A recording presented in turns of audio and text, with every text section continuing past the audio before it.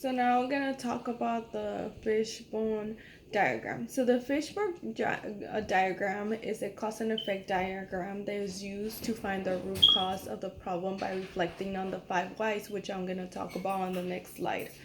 A root causes analysis can be gathered by utilizing the fishbone diagram to determine the cause of why this postpartum hemorrhage happened.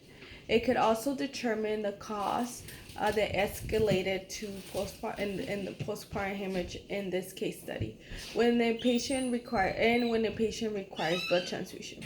Part of the core main issue that we saw in this problem is going to be on the outside boxes, as you can see of the fishbone diagram, which are equipment, methods, policies, people involved, and management. In these main issues are then broken down into more specific issues that in turn affected the problem. So, as we see under equipment in the case study, we could see that there was no scales. So implementing scales, there was no use of scales. So implementing scales in every room during deliveries. Then in addition, also having those calibrate drapes under the patient to have a better estimation of blood loss when during the delivery. When it comes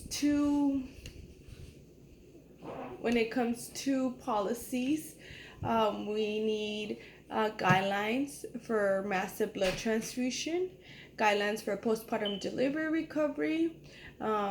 We need a better patient and nurse ratio when it comes to recovering a patient. Usually a 1-to-1 is recommended. Needing an accurate blood loss policy method in general. And when it comes to methods, obtaining a qualitative blood loss on every patient. Also doing a post-assessment of fundal weighing pads and everything after the 24 hours after delivery.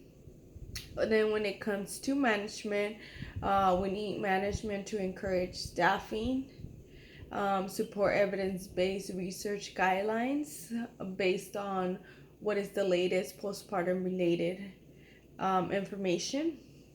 When it comes to people like OBGYNs, anesthesiologists, clinical managers, and RNs all have to work as a team to therefore decrease the rate of postpartum hemorrhage.